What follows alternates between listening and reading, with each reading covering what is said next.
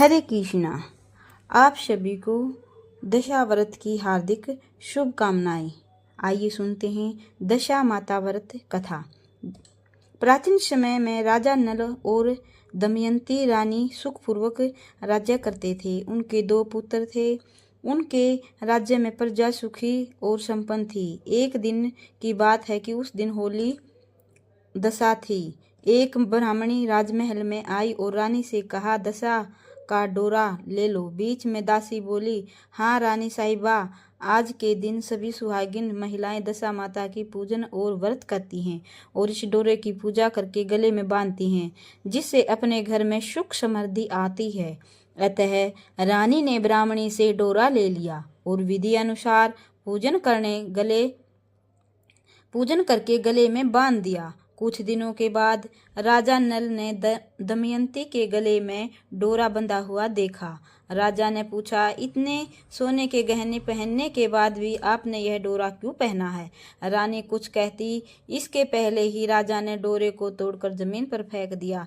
रानी ने उस डोरे को जमीन से उठा लिया और राजा से कहा, यह तो दशा माता का डोरा था। आपने उनका अपमान करके अच्छा नहीं किया। जब रात्रि में राजा सो रहे थे, तब दशा माता संपन्न में बुढ़िया के रूप में आई और राजा से कहा, हे राजा, तेरी अच्छी दशा जा रही है और बुरी दशा आ रही है। तूने मेरा अपमान करके अच्छा नहीं किया। ऐसा कहकर बुढ़िया दशा माता अंतर्ध्यान हो गई। अब जैसे तैसे दिन बीतते गए, वैसे वैसे कुछ ही दिनों में राजा के ठाठ बाट, हाथी घोड़े, लश्कर, धन धान्य, सुख शांति सब कुछ नष्ट होने लगे। अब तो भूखे मरने का समय आ गया। एक दिन राजा ने दमयंती से कहा, तुम अपने दोनों बच्चों को लेकर अपने मायके चली जाओ। रानी ने कहा, मैं आपको छोड़कर कहीं नहीं जाऊंगी। जिस प्रकार आप रहेंगे उसी प्रकार भी आपके साथ रहूंगी। तब राजा ने कहा, अपने देश को छोड़कर दूसरे देश में चलें, वहां जो भी काम मिल जाएगा वही काम कर लेंगे। इस प्रकार नल दमयंती अपने देश को छोड़कर चल दिए। चलते चलते रास्ते में भील राजा का महल दिखाई दिया। वहां राजा ने अपने दोनों बच्चों को अमानत के तौर पर छोड़ दिया। आगे चलकर तो रास्ते में राजा के मित्र का गांव आया।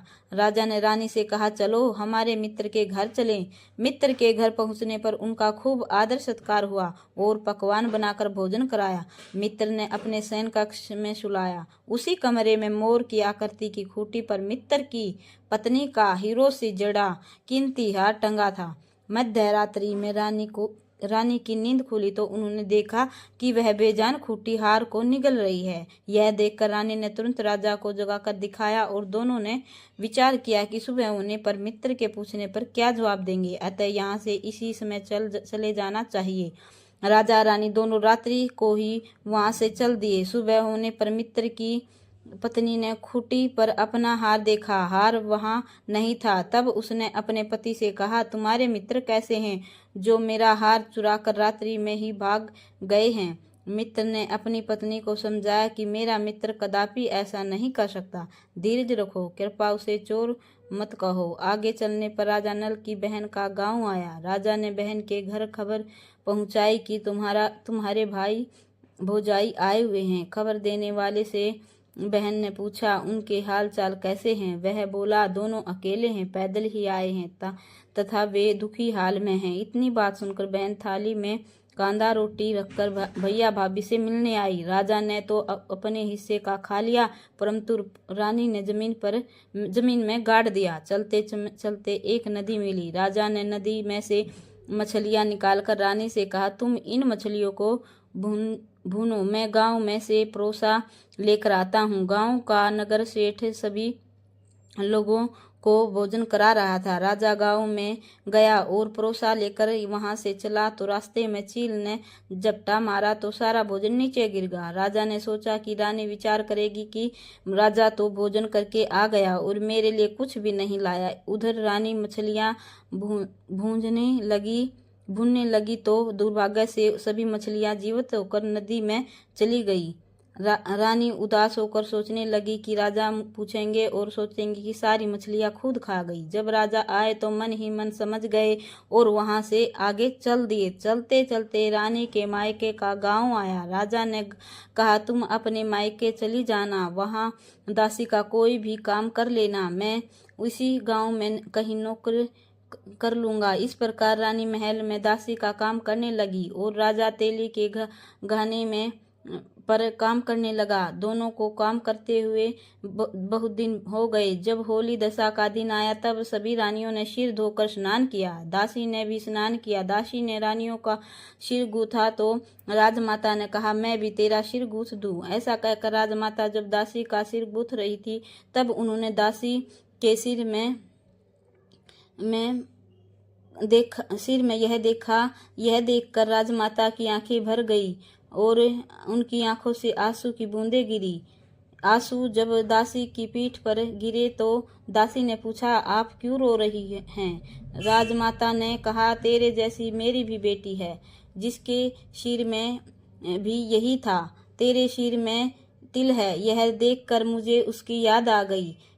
तब दासी ने कहा, मैं ही आपकी बेटी हूँ। दशा माता के कोप से मेरे बुरे दिन चले रहे हैं, इसलिए यहाँ चली आई। माता ने कहा, बेटी तूने यह बात हमसे क्यों छिपाई? दासी ने कहा, माँ मैं सब कुछ बता देती तो मेरे बुरे दिन नहीं कटते।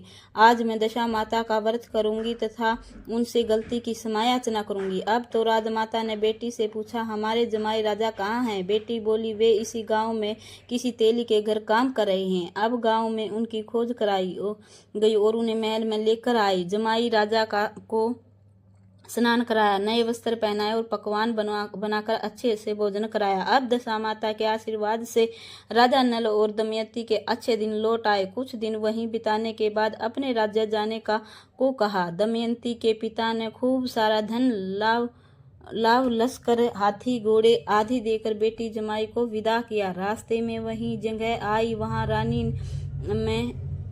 जहाँ रानी ने मछलियों को भूना था और राजा के हाथ से चील के झपटा मारने से भोजन जमीन पर गिरा था।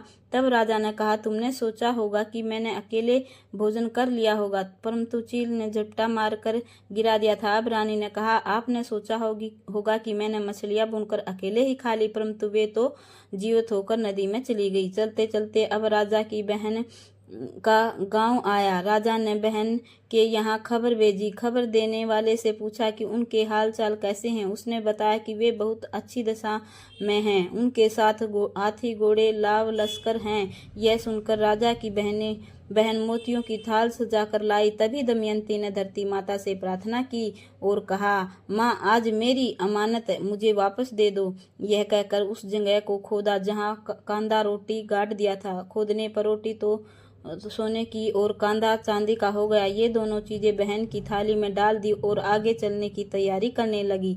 वहां से चलकर राजा अपने मित्र के घर पहुंचे। मित्र ने उनको पहले के समान खूब आदर सत्कार और सम्मान दिया। रात्रि विश्राम के लिए उन्हें उसी शयन कक्ष में सुलाया। मोरनी वाली खूंटी के हार निगल जाने वाली बात से नींद नहीं आई। आधी रात के समय वह मोरनी वाली खूंटी हार उगलने लगी तो राजा ने अपने मित्र को जगाया। रानी ने मित्र को पत्नी को जगाकर दिखाया, आपका हार तो इसने निगल लिया था। आपने सोचा होगा कि यार हमने चुराया। दूसरे दिन प्रातःकाल नित्य कर्म से निपटकर वहां से वे चल दिए। वे भील राजा के यहाँ पहुंचे और अपने पुत्रों को मांगा तो भील राजा ने देने से मना कर दिया। गांव के लोगों ने उन बच्चों को वापस दिलाया।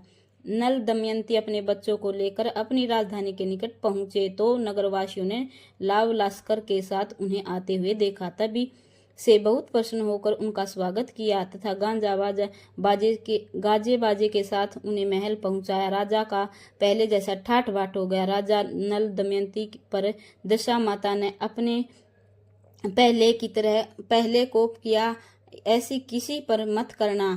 बाद में जैसी कृपा करी वैसी सब पर करना। बोलिए दशा माता की जय हो।